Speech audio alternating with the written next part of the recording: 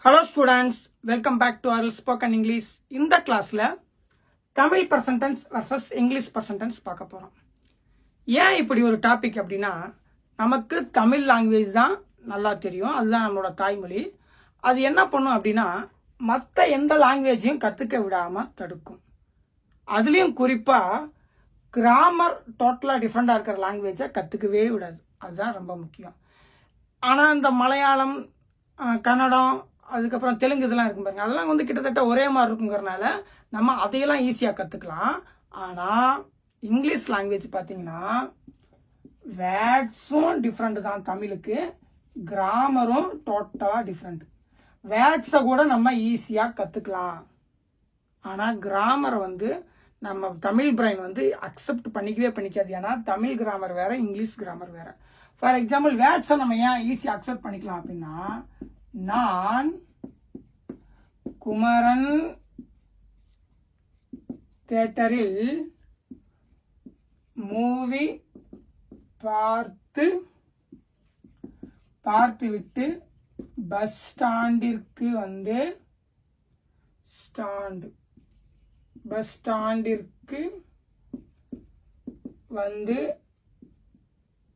Bus ஏறி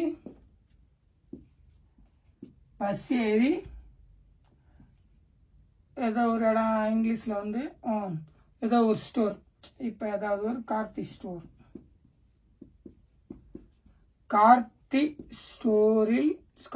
store ஸ்டாப்பில் இறங்கினேன். இதுல பாத்தீங்கன்னா உங்களுக்கு நிறைய வார்த்தை இங்கிலீஷ் வார்த்தை இருக்கும். Theatre, movie, bus stand, bus, store, stop. ஆனாலும் இதை நம்ம வந்து தமிழ் தான் சொல்றோம். ஏன் அப்படின்னா இதோட கிராமர் பார்த்தீங்கன்னா, அதாவது சென்டென்ஸ் பேட்டர்ன் பார்த்தீங்கன்னா தமிழ்ல தான் இருக்குது. அதனால இதை வந்து நம்ம தமிழ் வாக்கியம் தான் சொல்ல முடியும். வார்த்தைகள் வேணா ஆங்கில வார்த்தைகள் கலந்த தமிழ் வாக்கியம் அப்படின்னு வேணா சொல்லலாம். அப்ப கிராமர் டோட்டலா டிஃப்ரெண்டா இருக்கிற லாங்குவேஜை நம்ம வந்து கத்துக்கிறது கஷ்டம். குறிப்பா எந்த ஒரு தாய்மொழியில இருந்தும் கத்துக்க போற லாங்குவேஜ் வந்து கிராமர் டோட்டலா டிஃப்ரெண்டா இருக்கு அப்படின்னா நம்ம கத்துக்கிறது கஷ்டம். அதே வேர்ட்ஸ் வந்து நம்ம ஈஸி தான். இதை வந்து இனிமேல் வந்து மார்க்கர்னு சொல்லக்கூடாது, சரி பேனான்னு சொல்லக்கூடாது, மார்க்கர்னு சொல்ல போறோம் அப்படின்னா நம்ம வந்து ஈஸியா எடுத்துப்போம். ஆனா கிராமருங்கிறது வந்து பாத்தீங்கன்னா டோட்டலா டிஃப்ரெண்ட். கிராமர்னா என்ன, வேர்ட்ஸ்னா என்னன்னா நம்ம என்ன வார்த்தைகள் இருக்கோ அந்த வார்த்தைகளை இப்படிதான் பயன்படுத்தணும் அப்படிங்கிறதுக்கு பாருங்க, அதுதான் கிராமர். ஓகே, இப்ப நமக்கு தமிழ் லாங்குவேஜ் தெரியும், அதனால நம்ம வந்து இங்கிலீஷ் லாங்குவேஜ் கத்துக்கிட்டு இருக்கோம். அப்படி கத்துக்கும் போது பாத்தீங்கன்னா தமிழ் ப்ரெசன்ட் டென்ஸ்க்கும் இங்கிலீஷ் ப்ரெசன்ட் டென்ஸ்க்கும் என்ன வித்தியாசம்னு சொல்லி இந்த கிளாஸ்ல பார்க்க போறோம். ஏன்னா ப்ரெசன்ட் டென்ஸ்ல நம்ம பார்த்து முடிச்சிட்டோம். அப்ப நம்ம ஓவராலா என்ன ஒரு வித்தியாசம் இருக்கு இதுக்கும் அப்படின்னு நமக்கு தெளிவா தெரிஞ்சாதான் நம்ம இங்கிலீஷை சூப்பரா பேச முடியும். ஏன் அப்படின்னா தமிழ் லாங்குவேஜ் ஃபங்க்ஷன் ஆகிற கிராமர் வேற, இங்கிலீஷ் லாங்குவேஜ் ஃபங்க்ஷன் ஆகிற கிராமர் வேற. நம்ம பிரெயினுக்கு வந்து இங்கிலீஷும் ஒரு லாங்குவேஜ் தான், அதோட கிராமரையும் நீ எடுத்துக்க அப்படின்னு சொல்லி நம்ம தமிழ் பிரெயினை கன்வின்ஸ் பண்ணாதான் அந்த பிரெயின் வந்து இன்னொரு லாங்குவேஜையும் அக்செப்ட் பண்ணிக்கும். இல்ல அப்படி இல்ல, எந்த ஒரு தெளிவான விளக்கமும் நம்ம அதுக்கு கொடுக்கல அப்படின்னா ஃபார்முலா மெத்தடுக்கு போயிடும். அப்படின்லாம் டிரான்ஸ்லேட் பண்ணி பேசிட்டு இருப்போம். இப்ப ஐ ஆம் வாட்சிங் எ மூவில நம்ம தமிழ் என்ன சொல்றோம், நான் படம் பார்த்து கொண்டிருக்கிறேன் அப்படிதான் சொல்றோம், கொண்டிருக்கிறேன். அப்ப இங்க படம் பார்த்து கொண்டிருக்கிறேங்கிறது பின்னாடி வருது, இன்னும் இது ஏன் முன்னாடி வருது, இதுக்கான தெளிவான விளக்கங்கள்லாம் நம்ம கொடுக்கல அப்படின்னா நம்ம பிரெயின் இங்கிலீஷ் லாங்குவேஜை ஏதோ பேசி ஆகணுமே அப்படிங்கிற கடமைக்கு டிரான்ஸ்லேட் பண்ணி பேச வேண்டிய சூழ்நிலைக்கு போயிடும். அப்ப நம்ம பிரெயினை கன்வின்ஸ் பண்றோம் இதுவும் ஒரு லாங்குவேஜ் தான், இதன்படி பேசினாலும் மீனிங் வரும்.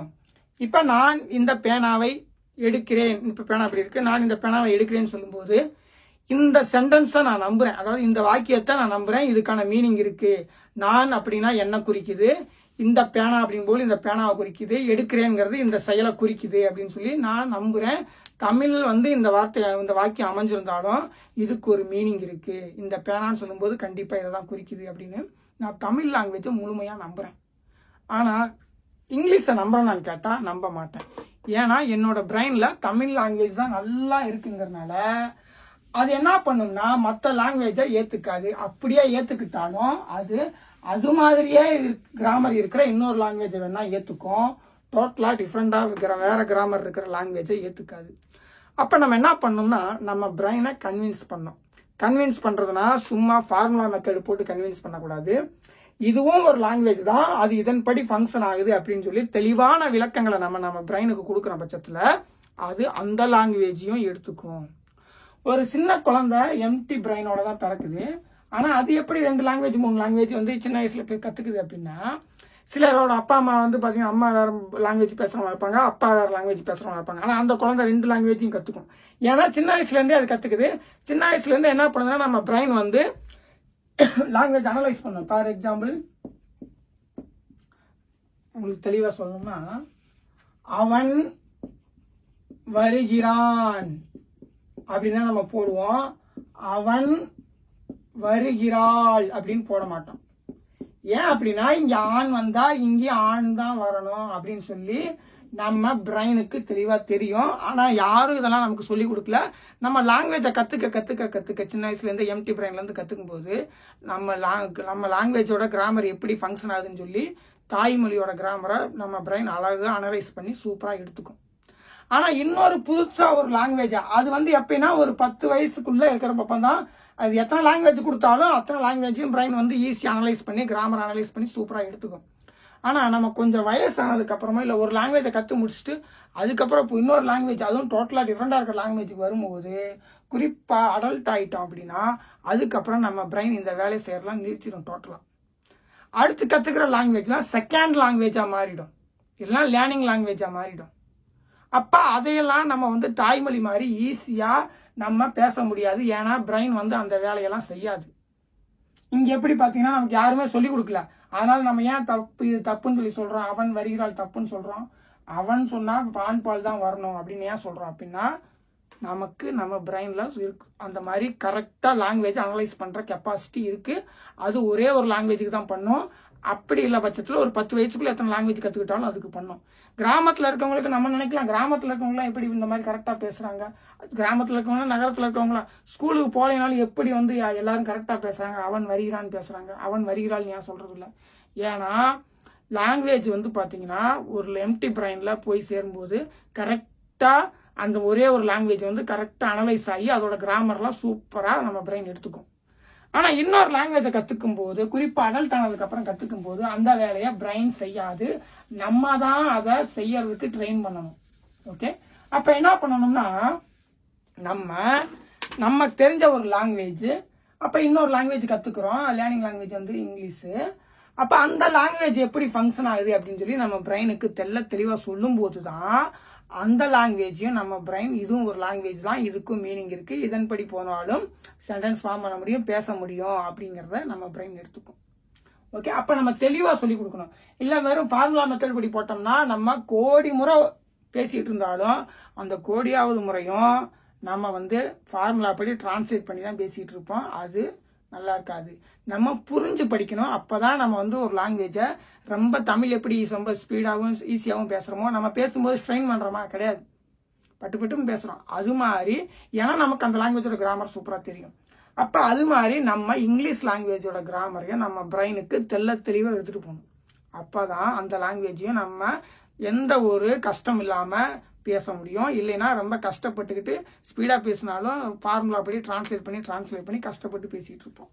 ஸோ அப்போ நமக்கு என்ன தெரியணும்னா தமிழ் லாங்குவேஜ் இங்கிலீஷ் லாங்குவேஜ் ஏன் டோட்டலாக வேற கிராமர் இருக்கிறனால இதுக்கும் என்ன வித்தியாசம் அப்படிங்கிறத நம்ம பிரெயினுக்கு தெளிவாக சொல்லி ஆகணும்.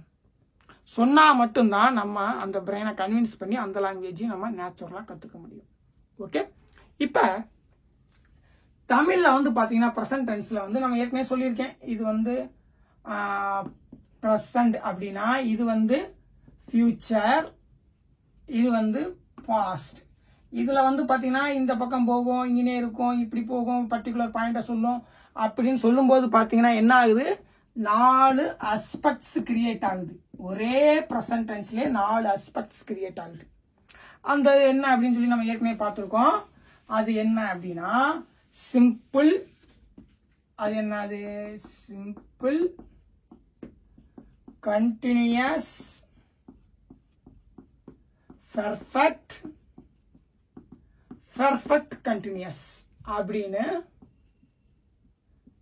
4 அஸ்பெக்ட்ஸ்னா ஒரு இது பிரசன்ட் டென்ஸே ஒரு காலம் தான், அந்த காலத்துக்குள்ள சின்ன சின்ன வேறுபாடுடைய காலம் அஸ்பெக்ட்ஸ்னா. ஓகே, ஸோ இது வந்து 1, இது வந்து 2, இது 3, இது 4, இந்த மாதிரி 4 அஸ்பெக்ட்ஸ் கிரியேட் ஆகுது. இப்போ அந்த 4 அஸ்பெக்ட்ஸையும் நம்ம தமிழ் லாங்குவேஜில் இங்கிலீஷ் லாங்குவேஜில் எப்படி கிரியேட் பண்ணுறோம்னு சொல்லிட்டு தெளிவாக பார்க்கணும். நம்ம ஆல்ரெடி 4 பார்த்துருக்கோம், ஆனால் ஒரே இதில் வந்து 4யும் எப்படி ஃபங்க்ஷன் ஆகுது அப்படின்னு சொல்லி ஒரே கிளாஸில் தெளிவாக பார்க்கும்போது இன்னும் உங்களுக்கு புரிதல் ஈஸியாக இருக்கும். ஓகே, இப்போ ஃபர்ஸ்ட் வந்து சிம்பிள் எடுத்துக்கிறோம். சிம்பிள் என்ன? நான் படிக்கிறேன்.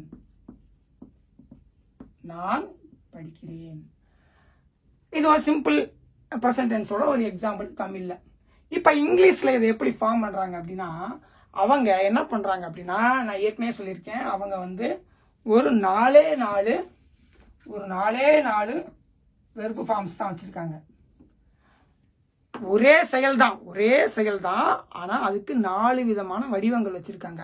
அந்த வடிவங்கள் எதனால ஏற்படுதுன்னா காலத்தால. அதுக்கு வந்து பாத்தீங்கன்னா பிரசன்ட் டென்ஸ் அப்படின்னு சொல்லி ஒன்று வச்சிருக்காங்க. அடுத்து past tense, present tense verb, past tense verb. அதுக்கப்புறம் பிரசன்ட் பார்ட்டிசிபிள் வெர்பு. அதுக்கப்புறம் பாஸ்ட் பார்ட்டிசிபிள் வெர்பு அப்படின்னு சொல்லி வச்சிருக்காங்க. ஆனா செய்யற செயல் ஒண்ணுதான். இப்ப ஸ்டடி, சரி ரீட் வச்சுப்போம், ரீட். ஸ்டடி போட்டால் தான் உங்களுக்கு தெளிவாக தெரியும், ஏன்னா இது ஒரே மாதிரி வந்துட்டு இருக்கும். ஸ்டடி, ஸ்டடீடு, ஸ்டடிங்,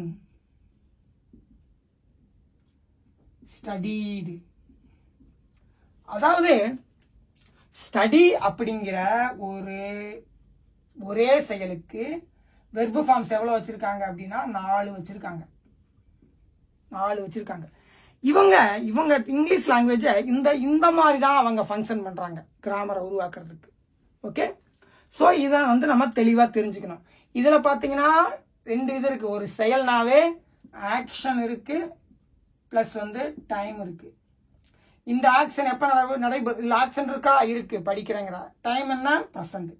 பாஸ்ட்ல ஆக்ஷன் இருக்கா? இருக்கு. டைம் என்ன? பாஸ்ட், முடிஞ்சு போச்சு.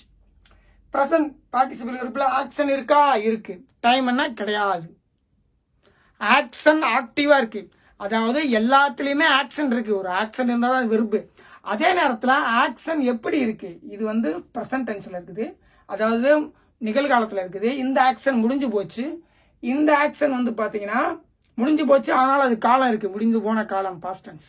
அதே நேரத்தில் பிரசன்ட் பார்ட்டிசிபிள் வெர்ப்ல பாத்தீங்கன்னா ஆக்ஷன் வந்து ஆக்டிவ்ல இருக்கு, செயல்ல இருக்கு, ஆனா காலம் இருக்கான்னு கேட்டா காலம் கிடையாது. அதனால அதை வந்து எல்லா கண்டினியூஸ் டென்ஸ்க்கு யூஸ் பண்ணிக்க முடியும். Present continuous, past continuous, future continuous. அதே மாதிரி பாஸ்ட் பார்ட்டிசிபிள் வெர்ப்ல ஆக்ஷன் இருக்கா அப்படின்னு சொல்லி கேட்டீங்கன்னா ஆக்ஷன் இருக்குது. ஆக்ஷன் இருந்தாதான் வெர்பு. ஆனா ஆக்ஷன் வந்து கம்ப்ளீட் ஆயிடுச்சு, இப்ப அது ஆக்டிவ்ல இல்ல. ஆக்ஷன் கம்ப்ளீட் ஆயிடுச்சு. அதே நேரத்தில் டென்ஸும் கிடையாது. ஓகே, இந்த 4 வெர்பு, இந்த மாதிரி ஸ்டடிங்கிறதுக்கே இந்த 4 ஃபார்ம் வச்சிருக்காங்க. ஆக்ஷன் இருக்கு, ஆக்ஷன் கம்ப்ளீட்டு, ஆனா டென்ஸ் கிடையாது, அந்த மாதிரிலாம் வச்சிருக்காங்க. ஸோ இதை வச்சு அவங்க வந்து என்ன பண்றாங்கன்னா சிம்பிள், அதாவது ப்ரெசன்ட் டென்ஸ்ல இந்த 4 அஸ்பெக்ட்ஸையும் உருவாக்கிடுறாங்க. அது எப்படி தமிழ்ல எப்படி உருவாக்குறோம், இங்கிலீஷ்ல எப்படி உருவாக்குறோம் அப்படின்னு சொல்லி தெளிவா பார்க்கணும்.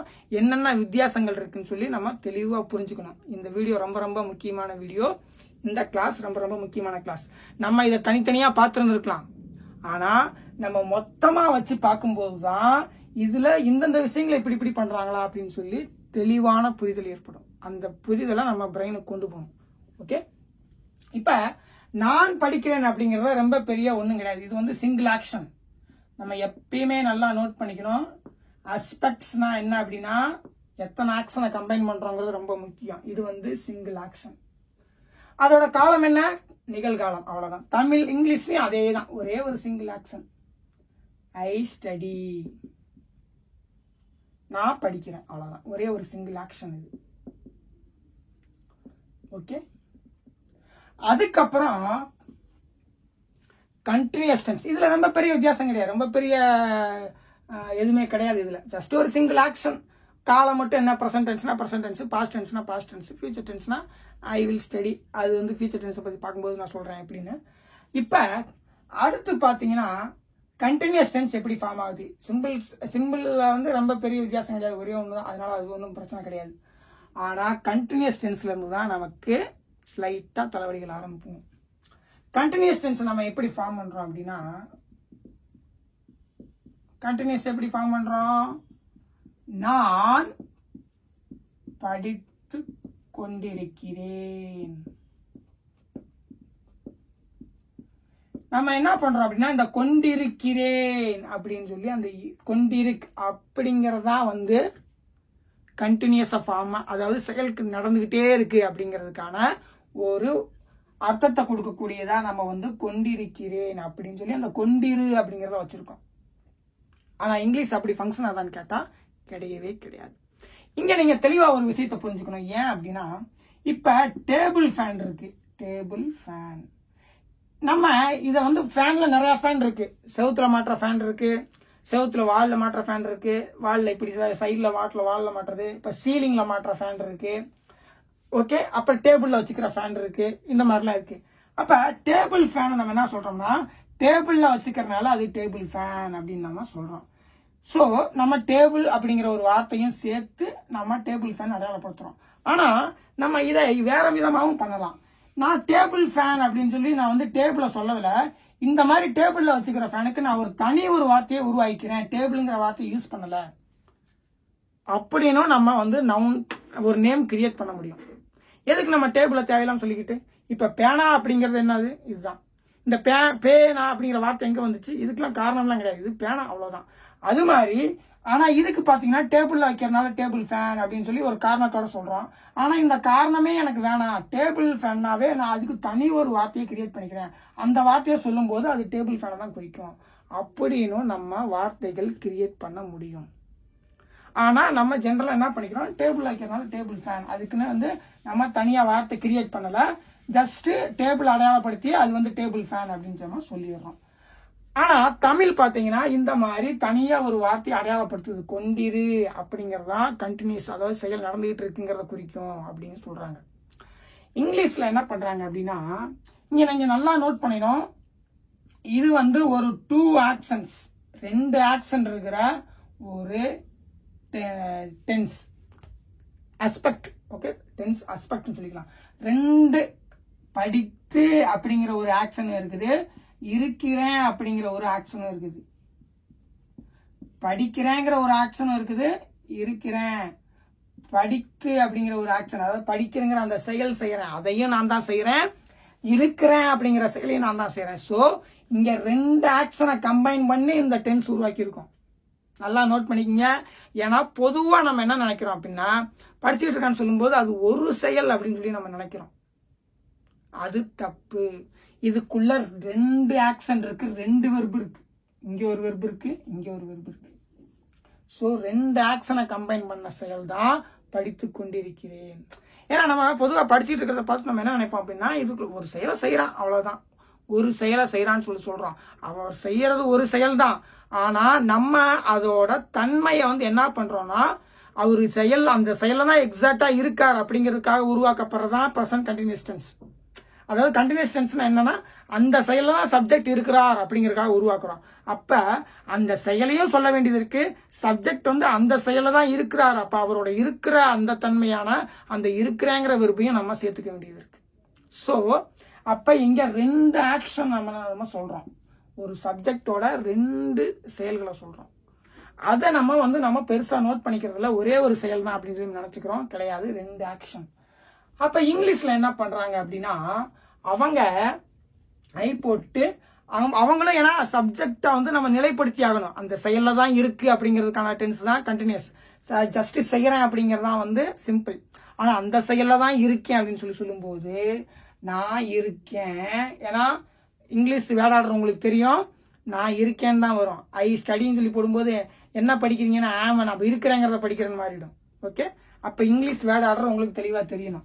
ஏன்னா அதில் சப்ஜெக்ட் ஆப்ஜெக்ட் மார்க்கர் கிடையாதுங்கிறனால நம்ம இப்படி தான் போக முடியும். ஓகே, அடுத்து பார்த்தீங்கன்னா நான் இருக்கிறேன். எப்படி இருக்கிறீங்க? படிச்சுக்கொண்டு. ஐ ஆம் ஸ்டடியிங். ஸோ இங்கேயும் 2 ஆக்ஷன்ஸ், 2 ஆக்ஷன் நம்ம சொல்லியிருக்கோம் ஒரே இதில் 2 ஆக்ஷன். ஆனால் இங்கிலீஷில் வந்து பார்த்தீங்கன்னா தனித்தனியாக தான் பிரித்து சொல்லுவாங்க ஆக்ஷன்ஸை. இங்கிலீஷில் எல்லாமே தனித்தனியாக தான் இருக்கும். தமிழ் மாதிரி கம்பைன் பண்ணி இருக்காது. படித்து கொண்டு இருக்கிறேன்னு சொல்லி 2 ஆக்ஷனையும் கம்பைன் பண்ணி ஒரே வார்த்தையாக சொல்ல மாட்டாங்க. இது ஒரு ஆக்ஷன், இது ஒரு ஆக்ஷன், 2ஐயும் நான் தான் செய்கிறேன். நான் இருக்கிறேன். எப்படி இருக்கிறேன்? ஸ்டடியிங், படித்துக்கொண்டு. ஓகே, அப்போ இவங்க எப்படி கிரியேட் பண்ணுறாங்க அப்படின்னா இந்த மாதிரி கிரியேட் பண்ணுறாங்க. 2 ஆக்ஷனை கம்பைன் பண்ணி சொல்கிறாங்க. ஸோ இங்கிலீஷ் லாங்குவேஜ் பார்த்தீங்கன்னா இப்போ நான் இருக்கிறேன், நிகழ்காலத்தில் இருக்கிறேன் அப்படிங்கிறதுக்கு ப்ரெசன்ட் டென்ஸ்லேருந்து எடுத்துட்டு வந்துடுறாங்க. ஆமாம், அதே நேரத்தில் நான் இருக்கிறேன்னு சொல்லி நிகழ்காலத்தை குறிக்கக்கூடிய ஒரு இருக்கிறேங்கிற வெறுப்பை நான் சொல்லிட்டேன். நான் எப்படி இருக்கேன்? படிச்சுக்கிட்டு இருக்கேன். அப்போ நமக்கு வந்து மறுபடியும் அது தேவை கிடையாது. செயல் ஆக்டிவாக இருக்கிற வெறுப்பு தான் நமக்கு தேவை. ஓகே, செயல் ஆக்டிவாக இருக்கிற வெறுப்பு என்னது? இதுதான் செயல் ஆக்டிவாக இருக்கிற வெறுப்பு. இது பாஸ்ட் பார்ட்டிசிபிள் வந்து செயல் ஆக்டிவாக இருக்கிற வெறுப்பு கிடையாது, அது கம்ப்ளீட், முடிஞ்சு போச்சு. ஸோ செயல் ஆக்டிவாக இருக்கிற வெறுப்பு தான் நமக்கு வேணும். நீங்கள் யோசிக்கலாம், அப்போ இதுலேயும் செயல் இருக்குல்ல, ஐ ஆம் ஸ்டடி அப்படின்னு. ஏன்னா இதுவும் ப்ரெசன்ட் டென்ஸ் தானே, இந்த ப்ரெசன்ட் டென்ஸ் ஏன் போடணும், இந்த ப்ரெசன்ட் டென்ஸை நீங்கள் போடலாம்ல அப்படின்னு சொல்லி நம்ம யோசிக்கலாம். ஆனால் இதில் என்ன பஞ்சாயத்து வந்துடும்னா, இந்த ஐ ஸ்டடிங்கிறது பார்த்தீங்கன்னா நான் படிக்கிறேன்னு தான் சொல்கிறேன். இப்போ படிச்சுக்கிட்டு இருக்கேன், செயல் முன்னேறி கொண்டு இருக்கேன், செயலை நான் செஞ்சுக்கிட்டு இருக்கேன் அப்படிங்கிற சொல்ல. நீ கடைக்கு போயிட்டு வாப்பான்னு சொல்லும்போது நான் போகிறேன், நான் போகிறேன்னு தான் சொல்கிறோம். ஆனால் நம்ம இன்னும் நடக்கவே ஆரம்பிக்கலாம், நம்ம என்ன சொல்கிறோம்? போகிறேன்னு சொல்கிறோம். அப்போ நான் அந்த செயலில் இல்லாத போதே நான் அந்த செயலை செய்கிறேன்னு சொல்கிறோம். அப்போ அந்த மாதிரியான சூழ்நிலைக்கு பயன்படுத்துகிற இந்த ஒரு வெர்பை நான் அதில் தான் எக்ஸாக்டாக இருக்கேன் அப்படிங்கிற மீனிங் கொடுக்கக்கூடிய இந்த டென்ஸுக்கு நம்மளால் பயன்படுத்த முடியுமானா முடியாது. ஏன்னா இது செயலில் தான் நான் இருக்கேன் அப்படிங்கிற விஷயத்த சொல்லாது, ஜஸ்ட் அந்த செயலை தான் செய்கிறேன் அப்படின்னு தான் சொல்லும். அதனால தான் சிம்பிள் ப்ரெசன்ட் டென்ஸ். அதை ஏன்னா ப்ரெசன்ட் டென்ஸ்லேயே ஸ்டடிக்கு ஒரு வெர்பு இருக்குல்ல, அப்போ அதை கொண்டு வந்து போடலாம்ல அப்படின்னு சொல்லி நீங்கள் யோசிப்பீங்க. ஆனால் அது வந்து ஒரு செயலில் எக்ஸாக்டாக இப்போ இருக்கேங்கிறதுக்கான மீனிங் அது கொடுக்க முடியாது. அப்படிங்கிறதுனால அதை நம்ம போட முடியாது. அதே நேரத்தில் செயல் ஆக்டிவாக இருக்கக்கூடிய ஆனால் காலம் காட்டாத இந்த ஸ்டடிங்க கொண்டு வந்து நம்ம இங்கே போட முடியும்.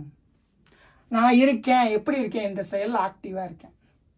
ஆனால் இது வந்து செயல் ஆக்டிவில் இருக்கேன்னுலாம் காட்டாது, ஜஸ்ட் அந்த செயலை செய்கிறேன்னு தான் காட்டும். ஆனால் இது பார்த்தீங்கன்னா செயல் ஆக்டிவான தன்மை. அதே பாஸ்ட் பார்ட்டிசிபிள் வந்து செயல் கம்ப்ளீட்டட். இன்ஆக்டிவ் சொல்லக்கூடாது, செயல் கம்ப்ளீட்டட். இன்ஆக்டிவ் வேற, கம்ப்ளீட்டட் வேற. செயல் வந்து கம்ப்ளீட் ஆயிடுச்சு, ஆனால் டென்ஸ் கிடையாது. ஓகே, புரியுதுங்களா? எப்படி இங்கே வந்து ப்ரெசன்ட் பார்ட்டிசிபிள் வந்துச்சு அப்படின்னு சொல்லி. இங்கேயும் 2 ஆக்ஷன். எப்பவுமே இங்கிலீஷ் லாங்குவேஜ் வந்து பார்த்தீங்கன்னா அங்கே என்ன ஃபங்க்ஷன் அதைத்தான் பார்க்கும். இது வந்து இங்கிலீஷ் லாங்குவேஜ் வந்து ஃபங்க்ஷனை தான் பார்க்கும். ஆனால் தமிழ் லாங்குவேஜ் வந்து பார்த்தீங்கன்னா ஒரு புதுசாக கொண்டிரு அப்படின்னு ஒரு விஷயத்தை கிரியேட் பண்ணும்.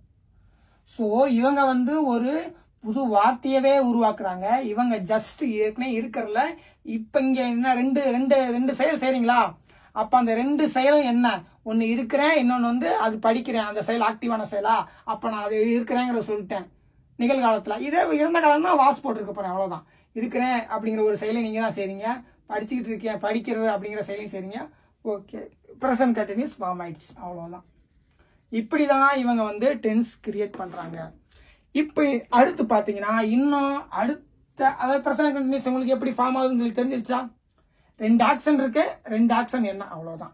தமிழில் வந்து இங்கே தமிழ்லேயும் 2 ஆக்ஷன் இருக்கு. ஆனால் அவங்க டிரு அப்படின்னு சொல்லி புதுசாக ஒரு விஷயத்த கொண்டு வர்றாங்க. அதுதான் அவங்க என்ன நினைக்கிறாங்க அப்படின்னா அதுதான் ஒரு கண்டினியூட்டி தன்மையை கொண்டு வருது அப்படின்னு சொல்லி அவங்க நினைக்கிறாங்க.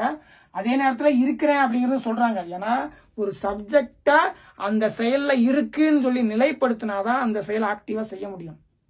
அப்படி இல்லைன்னா இங்கே நிலைப்படுத்தலை, சப்ஜெக்டை வந்து அந்த செயலை நிலைப்படுத்தலை. அதனால தான் கடைக்கு போயிட்டு வா அப்படின்னு சொல்லி சொல்லும்போது போகிறேன் அப்படின்னு நம்ம போகிறேன் அப்படின்னு நம்ம ஏன் சொல்கிறோம்? போகிறேன் அப்படிங்கிறதோட தூய தமிழ் வந்து போகிறேன்.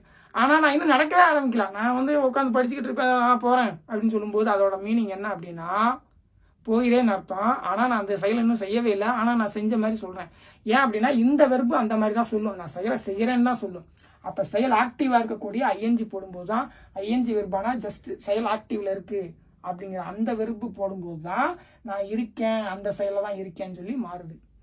ஓகே, உங்களுக்கு தெளிவாக புரிஞ்சிருக்கும்னு நினைக்கிறேன். அடுத்து பார்த்தீங்கன்னா present perfect tense. Present perfect டென்ஸில் அவங்க எப்படி ஃபார்ம் பண்ணுறாங்க, நம்ம எப்படி ஃபார்ம் பண்ணுறோம் அப்படின்னு சொல்லி நீங்கள் தெளிவாக தெரிஞ்சுக்கணும். இப்போ ப்ரெசன்ட் பர்ஃபெக்ட் டென்ஸ்னா என்ன? நான் படித்திருக்கிறேன், அதுதான் ப்ரெசன்ட் பர்ஃபெக்ட் டென்ஸ் தமிழ்ல. நான் படித்திருக்கிறேன்,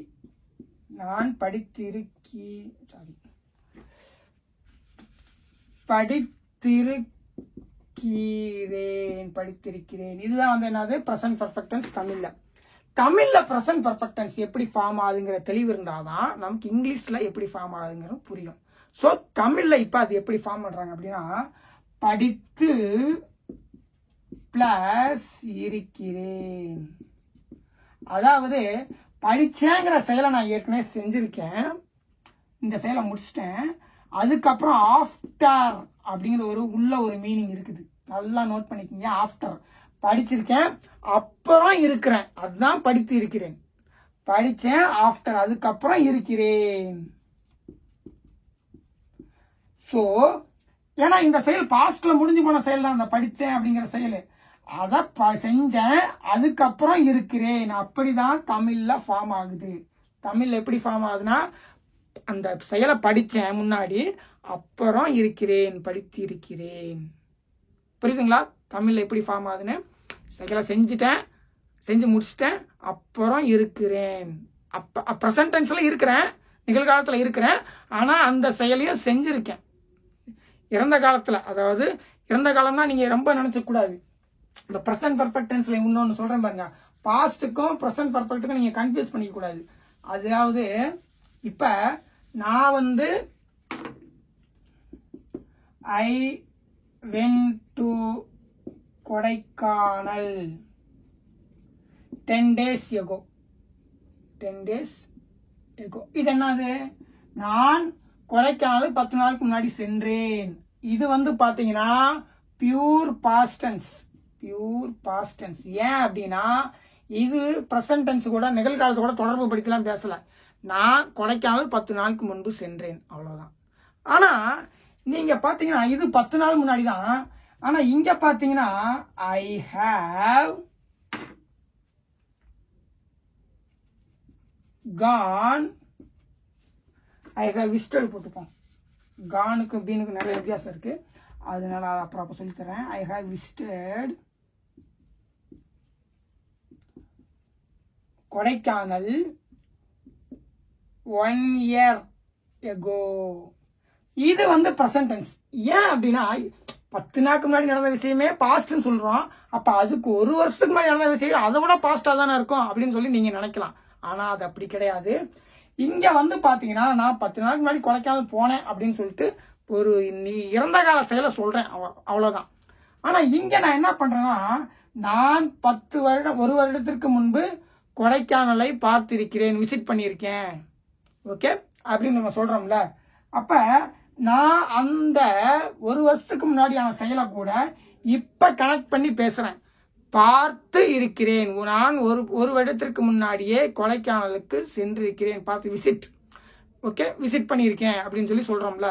அப்ப இதைய வந்து ஏன் பிரசன்ட் அப்படின்னு சொல்லி சொல்றோம்னா நான் இந்த செயலை நிகழ்காலத்தோட தொடர்பு படுத்திக்கிறேன்.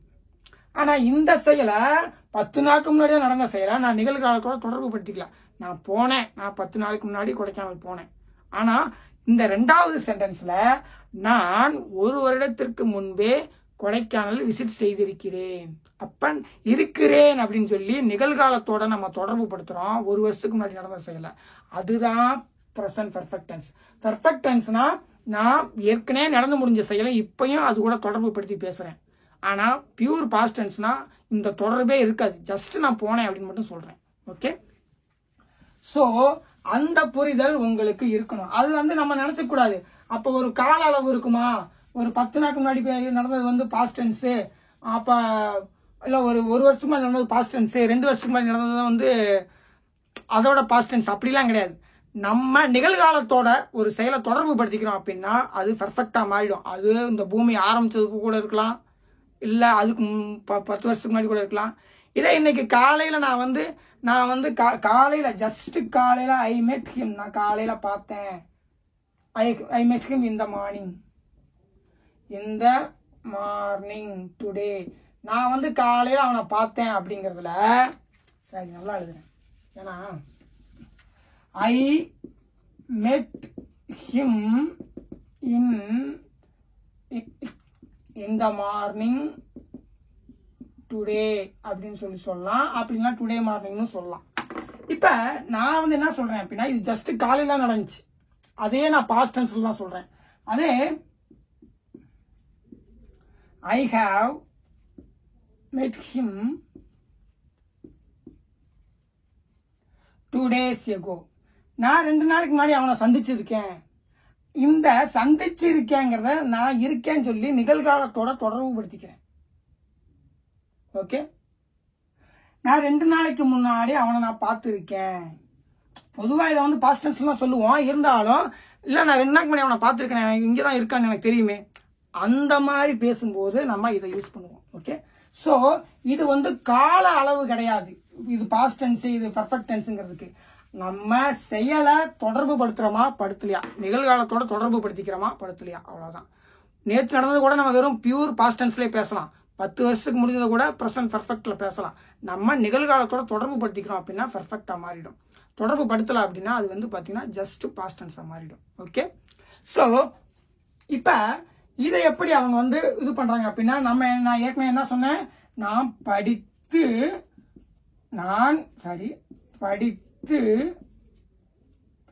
பிளஸ், அதாவது ஆஃப்டர் ஒரு மீனிங் போடுறோம், ஆஃப்டர் மீனிங் தான், படித்து அப்புறம் இருக்கிறேன், அதுதான் படித்து இருக்கிறேன் சொல்லி தமிழ்ல நம்ம ஃபார்ம் பண்றோம். ஓகே, தமிழ்ல பர்ஃபெக்ட் டென்ஸ் எப்படி ஃபார்ம் ஆகுதுன்னு தெரியுதுங்களா? ஆனா இங்கிலீஷ் வந்து பர்ஃபெக்ட் டென்ஸை இவங்க இப்படி அணுகல. அவங்க எந்த மாதிரி அணுகுறாங்க அப்படின்னு சொல்லி பார்த்தோம்னா, நம்ம இருக்கிறேங்கிறதெல்லாம் மெயினா ஃபோக்கஸ் பண்றோம். அவங்க என்ன சொல்றாங்க அப்படின்னா, என்கிட்ட இந்த 4 வெர்பு இருக்கு, இந்த 4 வெர்பு ஃபார்ம்ஸ் வச்சிருக்கேன், இதுல இருந்தா நான் வந்து எல்லா விஷயத்தையும் செய்ய போறேன். அப்ப நான் இருக்கிறேன், உங்களை மாதிரி நான் இருக்கிறேன் அப்படின்னு சொல்லி என்னால் போட முடியாது. நான் இருக்கிறேன்னு சொல்லி போட்டேன்னா அப்போ அது வந்து இப்போ ரைட் நவ் குறிக்கும், அது கண்டினியூஸுக்கு போயிடும், அதாவது செயலில் இருக்கேங்கிற மாதிரி போயிடும். அப்போ நான் என்ன பண்ணுறேன் அப்படின்னா, என்கிட்ட இருக்கிறதே வந்து பார்த்தீங்கன்னா பேசிக் வெர்பு என்ன, பி, ஹாவ், டு. ஓகே, இதுதான் பேசிக் வெர்பு. இதுலேருந்து தான், இந்த அடிப்படை செயல்லேருந்து தான் ஒரு விஷயத்தை நம்ம செய்ய முடியும். அப்போ நான் என்ன பண்ணுறேன் அப்படின்னா, நீங்க தமிழ்ல பாத்தீங்க, நம்ம தமிழ்ல வந்து பாத்தீங்கன்னா பொருளை மட்டும்தான் நம்ம ஹேவ் பண்ண முடியும், திங்ஸை மட்டும்தான் நம்ம அப்படிதான் பேசுறோம். என்கிட்ட ஒரு பேனா இருக்கு, என்கிட்ட ஒரு கார் இருக்கு, அந்த மாதிரி நம்ம வந்து பொருளை மட்டும்தான் நம்ம ஹேவ் பண்ண முடியும், வச்சிருக்க முடியும் அப்படின்னு சொல்லி பேசுறோம். ஆனா இங்கிலீஷ் என்ன பண்றாங்க அப்படின்னா, என்னால செயலையும் ஹேவ் பண்ண முடியும், வச்சிருக்க முடியும் அப்படின்னு சொல்லி சொல்றாங்க. ஏன் அப்படின்னு சொல்லி கேட்டா, அந்த செயலுக்கும் நான் தானே சொந்தக்காரன், அப்ப நான் தானே அந்த செயலை செஞ்சேன், அப்ப என்னால அந்த செயலையும் ஹேவ் பண்ண முடியும். புரியுதுங்களா? நம்ம பொருளை மட்டும்தான் தமிழ்ல வந்து வச்சிருக்க முடியும் அப்படிங்கிற மாதிரி பேசுறோம். என்கிட்ட ஒரு சட்டை இருக்கு, என்கிட்ட ஒரு பைக் இருக்குன்னு, அதெல்லாம் எனக்கு தெளிவா சொல்லணும்னா, நான் ஒரு பைக் வச்சிருக்கேன், நான் ஒரு கார் வச்சிருக்கேன், நான் ஒரு சட்டை வச்சிருக்கேன். நார்மலா நம்ம கலோக்கியலா பேசும்போது இருக்குன்னு சொல்லி பேசுறோம். ஆனா அது தெளிவா எடுத்து பார்த்தோம்னா, நான் ஒரு கார் வைத்திருக்கிறேன், நான் ஒரு சட்டை வைத்திருக்கிறேன். ஓகே, ஏன்னா வந்து இருக்கு அப்படிங்கிறதுக்காக வந்து இங்கேயும் இருக்கு தானே இருக்கு அப்படின்னு சொல்லி நம்ம எடுத்துக்கூடாது. அதோட தூய தமிழ்ல பார்த்தோம்னா, நான் ஒரு கார் வைத்திருக்கிறேன், நான் ஒரு சட்டை வைத்திருக்கிறேன். ஓகே, இந்த மாதிரி நான் ஒரு பேனா வைத்திருக்கிறேன். அப்ப அங்க வைத்திருக்கிறேங்கிறது இருக்குங்கிறது தெளிவா தெரியும், அந்த வைத்திருங்கிற வேர்டு இருக்குங்கிறது உங்களுக்கு தெளிவா தெரியும். இப்ப தமிழ்ல வந்து நம்ம பொருளை மட்டுமே தான் ஹேவ் பண்ணி பேசிட்டு இருப்போம். இங்கிலீஷ்ல இவங்க என்ன சொல்றாங்க அப்படின்னா, பொருள் இல்ல, ஒரு செயலையும் ஹேவ் பண்ண முடியும். ஏன் அப்படின்னா, அந்த செயலுக்கு சொந்தக்காரனே நான் தான் அந்த செயலை செஞ்சேன், அப்ப அதை என்ன ஹேவ் பண்ண முடியும் அப்படின்னு சொல்லி அவங்க சொல்றாங்க. ஏன்னா ஒவ்வொரு லாங்குவேஜும் ஒவ்வொரு மாதிரி ஃபங்க்ஷன் ஆகும், ஒவ்வொரு மனிதர்களும் ஒவ்வொரு மாதிரி யோசிப்பாங்க. அவங்க லாங்குவேஜ்ல என்ன பண்ணியிருக்காங்கன்னா, நான் பொருளை மட்டும் கிடையாது ஒரு செயலையும் எங்களால் ஹேவ் பண்ண முடியும் அப்படின்னு சொல்லி அவங்க சொல்றாங்க. ஏன்னா அந்த செயலுக்கு நாங்கள் தானே சொந்தக்காரங்க, அப்போ அது என்னால் ஹேவ் பண்ண முடியும்ல அப்படின்னு சொல்லி அவங்க சொல்றாங்க. அப்ப அவங்க என்ன பண்றாங்க அப்படின்னா, இங்க இருக்கிறதுலே பார்த்தீங்கன்னா இந்த பி ஹேவ் டூல ஹேவ் தான் எங்களுக்கு சிறந்தது. ஏன்னா நடந்து முடிஞ்ச செயலை ஹேவ் தான் பண்ண முடியும். இப்ப இருக்கேன் அப்படின்னு சொல்லி சொல்லும்போது மட்டும் வேணா நான் வந்து இந்த பி அது இருக்கிறேங்கிற விருப்பம் போட்டுக்க முடியும். ஆனா நான் இருக்கிறேங்கிறத பத்தி பேசல, ஏற்கனவே நடந்துருச்சு, அப்ப அதையும் நான் சேர்த்துக்கணும் அப்படின்னா நான் அதை ஹேவ் பண்றேன் அப்படின்னு தான் சொல்ல முடியும் அப்படின்னு சொல்லி அவங்க சொல்றாங்க. ஓகே, அவங்க இங்க இருக்கிறத பத்தி பேசல, அவங்க வந்து என்ன ஹேவ் பண்றாங்களோ என்ன வச்சிருக்காங்களோ அதை பத்தி பேசுறாங்க. அது இறந்த காலத்துல முடிந்த செயலை இப்ப நான் வச்சிருக்கேன் அப்படின்னு சொல்லி அந்த லாங்குவேஜ் ஃபங்க்ஷன் ஆகுது. ஏன்னா அந்த செயலையும் நான் தான் செஞ்சேன், அப்ப அந்த செயலை என்னால வச்சிருக்கவும் முடியும். ஓகே, அதனால அவங்க இருக்கிறதுல பெஸ்ட் பி டூ. எதுல நம்ம நினைக்கலாம் டூல வந்து டூ போடக்கூடாதா அப்படின்னு சொல்லி, நம்ம டூவும் போட போறோம். ஆனா அவங்க என்ன சொல்றாங்க அப்படின்னா, டூ போட்டோம்னா ஜஸ்ட் செயலை செய்யறேன் அப்படிங்கிற மாதிரி மாறிடும். எடுத்த உடனே டூ போட்டோம்னா செயலை செய்யறேன்னு ஆயிடும். அவங்களுக்கு என்ன மீனிங் இங்க கொண்டு வரணும்னு சொல்லி யோசிக்கிறாங்கன்னா, நான் ஏற்கனவே செஞ்ச செயலையும் வச்சிருக்கேன் அப்படிங்கிற மீனிங் கொண்டு வரும்போது நான் வச்சிருக்கிறேங்கிறத பத்தி தான் மெயினா பேச முடியும். ஸோ வச்சிருக்கேங்கிறத தான் முதல்ல என்னால சொல்ல முடியும், அதுக்கப்புறம் தான் மீதி விஷயங்களை சொல்ல முடியும். ஐ ஹாவ் என்ன வச்சிருக்கீங்க, ரெட், அதாவது இறந்த காலத்துல நடந்து முடிஞ்ச செயலை வச்சிருக்கேன். ஏற்கனவே நான் சொல்லியிருக்கேன், இது பாஸ்ட், இது பிரசன்ட், இது வந்து ஃபியூச்சர். இறந்த காலத்துல இந்த செயல் நடந்துச்சு, இப்பவும் நான் அதை வச்சிருக்கேன். ஐ ஹாவ் ரெட், நான் படித்திருக்கிறேன். இதோட தமிழ், அதாவது தமிழ் வேற மாதிரி ஃபங்க்ஷன் ஆகுது, அது இருக்கிறத பத்தி பேசுது. ஆனா இங்கிலீஷ் வந்து வச்சிருக்கிறத பத்தி பேசுது. அதனால அதுல இருந்து இதுக்கு வந்து நம்ம டிரான்ஸ்லேட் பண்ணி அது தமிழுக்கு டிரான்ஸ்லேட் பண்ணி மீனிங் எடுத்தோம்னா நமக்கு குழப்பம் தான் மிஞ்சும். இந்த லாங்குவேஜ் எப்படி ஃபங்க்ஷன் ஆகுதுன்னு சொல்லி அதன்படி அந்த லாங்குவேஜ் நம்ம புரிஞ்சுக்கணும். ஏன்னா ஐ ஹேவ் ரெட் வந்து நம்ம வந்து நான் படித்திருக்கிறேன் இருக்கிறேன்னு நீங்க ஏன் ஆம் வரல அப்படின்னு சொல்லி நம்ம கேட்க கூடாது. ஏன்னா அவங்க என்ன சொல்றாங்க அப்படின்னா, நான் செஞ்சேங்கிற செயல் எனக்கு தான் சொந்தமா, அது என்னோட செயல், என்னோட சொந்தமான செயல் அது. அப்ப நான் பொருளை மட்டும் இல்ல, நான் ஒரு செயலையும் என்னால வச்சிருக்க முடியும். ஏன்னா அது என்னோட செயல் தானே, என்னோட சொந்தம் தானே. இப்ப நீங்க செஞ்சீங்கன்னா அந்த செயல் உங்களோட சொந்தம். You have red.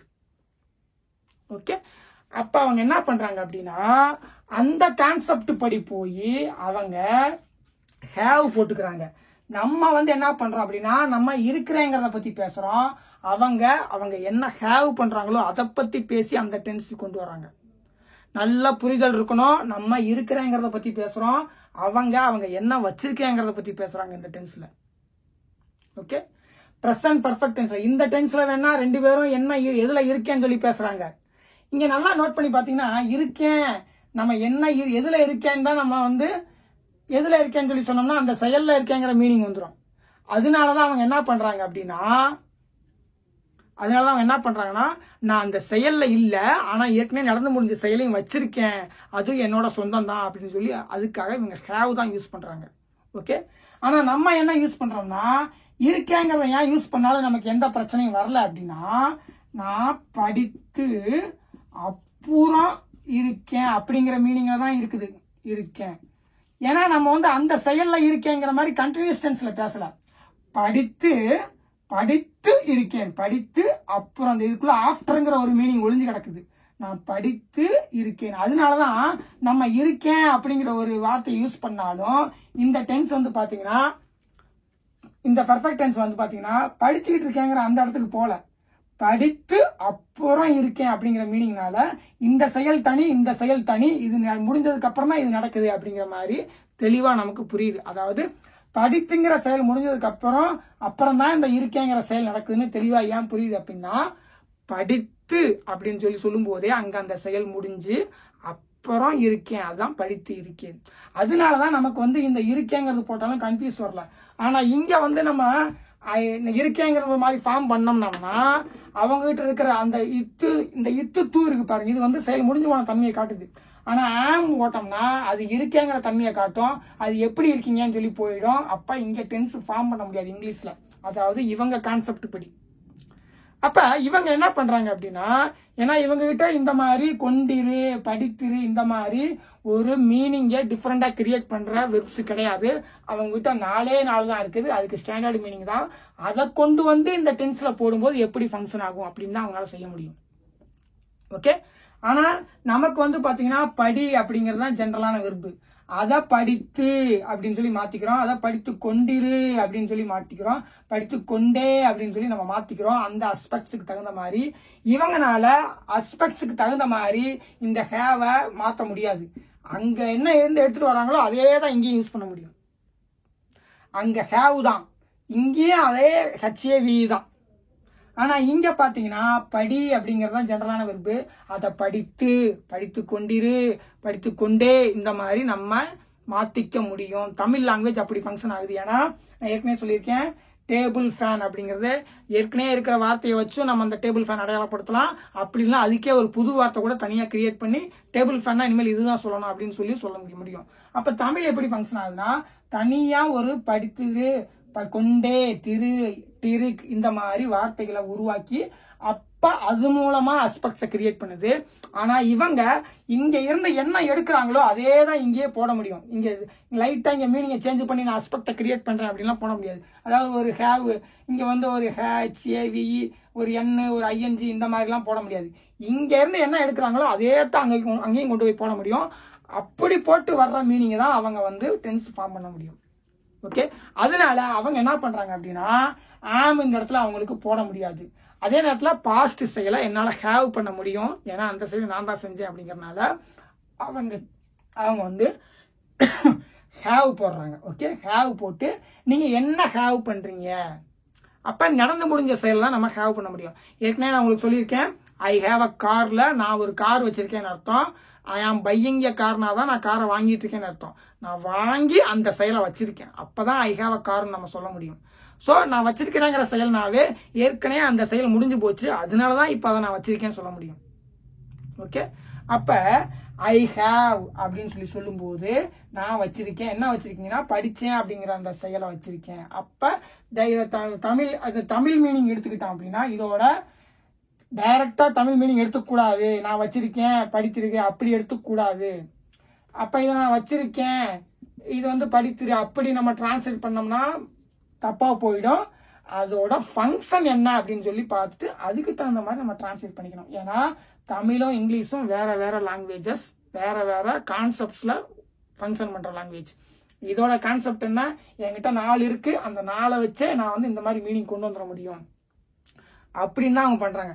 இதோட ஓவரால் மீனிங் தான் நம்ம எடுக்கணுமே தவிர வேர்ட் டு வேர்ட் மீனிங் எடுத்துக்கிட்டு நம்ம தமிழ்ல பார்த்தோம்னா நமக்கு தப்பா போயிடும். ஏன்னா இங்கிலீஷ் லாங்குவேஜ் தமிழை கேட்டு ஒன்றும் உருவாகல, தமிழ் லாங்குவேஜ் இங்கிலீஷை கேட்டு ஒன்றும் உருவாகல. ஓகே. அவங்களுக்கு அந்தந்த காலத்துல தனித்தனி குழுக்களா வாழ்ந்தாங்க, அவங்களுக்கு தகுந்த மாதிரி லாங்குவேஜ் உருவாக்கியிருக்காங்க, அவ்வளவுதான். ஓகே. அந்த புரிதல் உங்களுக்கு இருக்கணும். அப்ப ஐ ஹாவ் ரெட் அப்படிங்கறதுல நமக்கு தேவையான ஐ ஹாவ் ரெட்ல நமக்கு தேவையான ஒரு இறந்து அதாவது நிகழ்காலத்துக்கு முன்னாடி நடந்த செயலை நான் இப்ப வச்சிருக்கேன் அப்படிங்கிற அந்த மீனிங் வந்துருச்சு.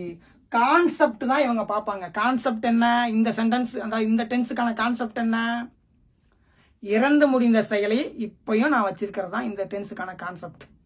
அப்ப ஐ ஹாவ் ரெட் வச்சிருக்கேன், என்ன வச்சிருக்கேன், இறந்து முடிஞ்ச செயலை வச்சிருக்கேன். ஸோ இந்த டென்ஸுக்கான கான்செப்ட் என்ன, சப்ஜெக்ட் வந்து அந்த செயல தான் இருக்கு அப்படின்னு நிலைப்படுத்தி அது ஆக்டிவா இருக்கணும். சப்ஜெக்ட் அந்த செயல தான் இருக்குன்னு நம்ம தெளிவா சொல்லணும். ஏன்னா இந்த டென்ஸோட கான்செப்ட் என்ன, சப்ஜெக்ட் ஜஸ்ட் அந்த செயலை செய்யுது, அவ்வளவுதான். ஆனா இந்த கண்டினியூஸ் டென்ஸோட கான்செப்ட் சப்ஜெக்ட் வந்து அந்த செயல்ல தான் இருக்குன்னு சப்ஜெக்டை நிலைப்படுத்தணும்.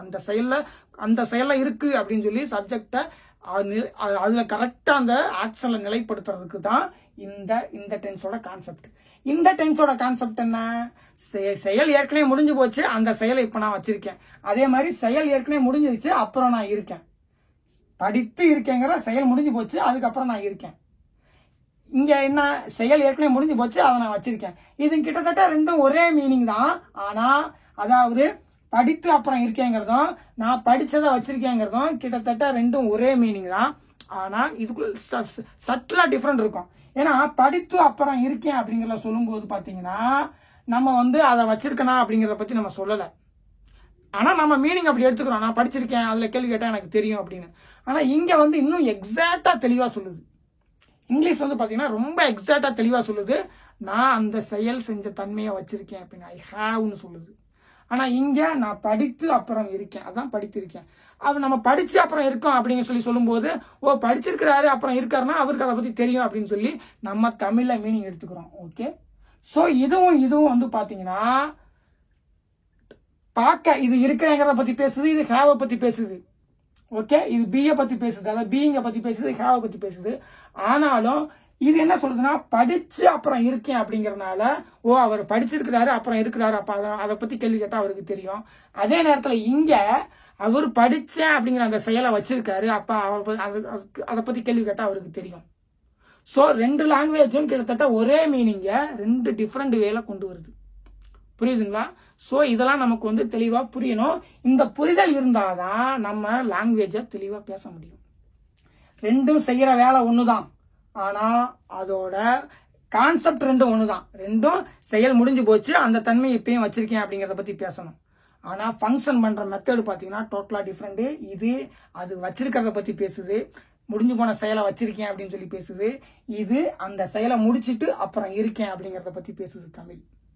ஓகே, ஸோ முடிச்சிட்டு அப்புறம் இருக்காரு அப்படின்னு சொல்லும்போது அவர்கிட்ட கேள்வி கேட்டா தெரியும், அந்த ஒரு புத்தகத்தை படிச்சிருக்காரு, அவன் படிச்சேன் அப்படிங்கிற செயலை வச்சிருக்காரு அப்படின்னா அவர்கிட்ட கேள்வி கேட்டாலும் அவருக்கும் தெரியும், ஏன்னா படிச்சேங்கிற செயலை வச்சிருக்கிறாருல. ஸோ 2மே அந்த மீனிங் கொண்டு வந்துருச்சு, ஆனா ஃபங்க்ஷன் பண்ற மெத்தடு வேற. ஓகே, புரியுதுங்களா? ஸோ இதெல்லாம் வந்து பாத்தீங்கன்னா தெளிவா தெரிஞ்சாதான் நமக்கு இங்கிலீஷை ஈஸியா அணுக முடியும்.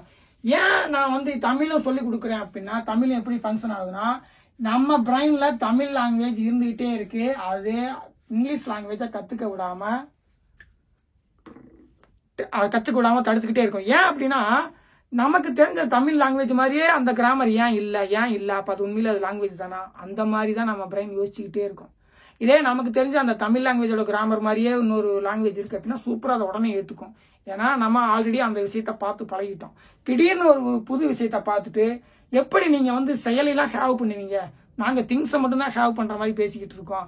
ஆனா அவங்க என்ன பண்றாங்கன்னா, எங்களால செயலையும் ஹேவ் பண்ண முடியும், ஏன்னா அந்த செயலுக்கு நாங்க தான் சொந்தக்காரன், நான் தான் செஞ்சேன், அப்ப அந்த செயலையும் என்னால ஹேவ் பண்ண முடியும்.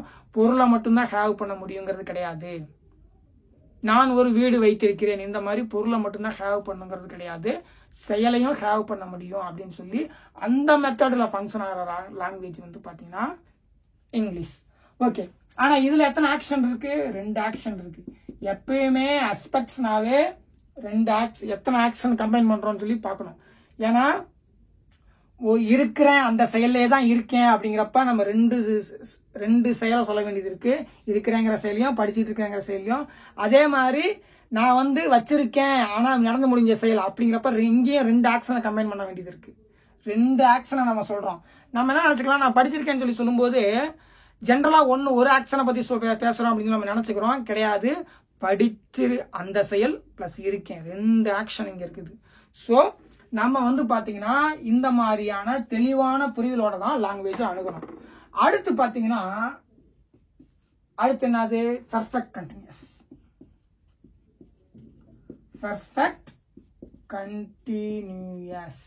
பெர்ஃபெக்ட் கண்டினியூஸ்ல இது வரைக்கும் இதுல ஒரே ஆக்ஷன் பார்த்தோம், இந்த 2லயும் 2 ஆக்ஷன் பார்த்தோம். இதுல பாத்தீங்கன்னா 3 ஆக்ஷன்ஸ் இருக்கு. 3 ஆக்ஷனையும் கம்பைன் பண்ணி ஒன்னா பேச போறோம். ஓகே, ஆனா இந்த 3 ஆக்ஷன் இருக்குங்கிறது தமிழ்ல வந்து தெளிவா தெரியாது. ஃபார் எக்ஸாம்பிள், நான் பெர்ஃபெக்ட் கண்டினியூஸ்னா என்ன? ஒரு செயல் இறந்த காலத்துல ஆரம்பிச்சு அதே நேரத்துல தொடர்ந்து நடந்துகிட்டே இருக்கு, இப்பவும் நடந்துகிட்டே இருக்கு. பெர்ஃபெக்ட்ல பாத்தீங்கன்னா இறந்த காலத்துல ஒரு செயல் முடிஞ்சு போச்சு, அந்த செயலை வச்சிருக்கேன்னு பேசுறோம். ஜஸ்ட் இறந்த காலத்திலே செயல் முடிஞ்சு போச்சு, அந்த செயலை வச்சிருக்கேன். ஆனா பெர்ஃபெக்ட் கண்டினியூஸ்ல இறந்த காலத்திலே அந்த செயல் ஆரம்பிச்சிருச்சு, இதுக்கு முன்னாடியே ஆரம்பிச்சிருச்சு. அதாவது இப்ப இருக்கிற பிரசன்ட்டுக்கு முன்னாடியே ஆரம்பிச்சிருச்சு. அது 100 வருஷத்துக்கு முன்னாடி ஆரம்பிச்சிருக்கலாம், 1000 வருஷத்துக்கு முன்னாடி ஆரம்பிச்சிருக்கலாம், இந்த பூமி தோன்றதுக்கு முன்னாடி ஆரம்பிச்சிருக்கலாம், இல்ல 10 வருஷத்துக்கு முன்னாடி ஆரம்பிச்சிருக்கலாம். அதை பத்தி இல்ல, இப்ப நிகழ்காலம் இதுக்கு முன்னாடியே ஆரம்பிச்சிருச்சு. ஆனாலும் அது முடியல, பெர்ஃபெக்ட் டென்ஸ் மாதிரி முடியல, முடிஞ்சு போனதை நான் வச்சிருக்கேன்லாம் பேசல. அங்க ஆரம்பிச்ச செயல் இன்னும் நடந்துகிட்டே தான் இருக்கு. அந்த மாதிரி தான் நம்ம பேசுகிறோம்.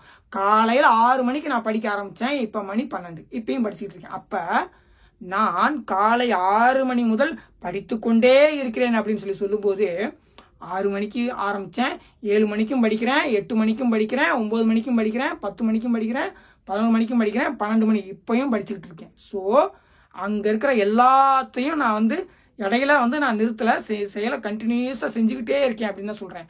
அதே நான் 6 மணிக்கு படிச்சிருக்கிறேன்னு சொல்லும்போது 6 மணிக்கே அந்த செயல் முடிஞ்சு போச்சு, அதை இப்போ வச்சிருக்கேன்னு பேசுகிறோம். ஆனால் 6 மணிலேருந்து படித்துக்கொண்டே இருக்கிறேன்னு சொல்லி பேசும்போது 6 மணிலேருந்து அந்த செயலை கண்டினியூஸாக செஞ்சுக்கிட்டே இருக்கேன்.